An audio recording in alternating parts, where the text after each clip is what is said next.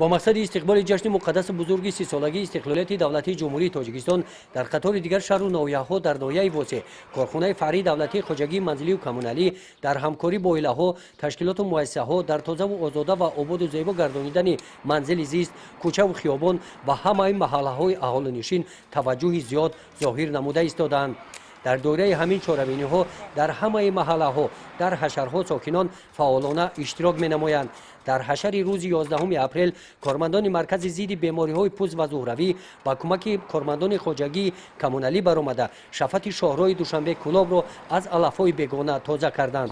هر روز شنبه و بعضا وقت می شود که نوابسته از روز شنبه این قطعه با ما واگذار شدگی است نظارت کرده میگذرانیم. در این روز کارمندان خواجگی و منزلی کمونالی شفت راههای پیاده‌گرد شهرک اولبوگ را از پرتوها تازه کردند.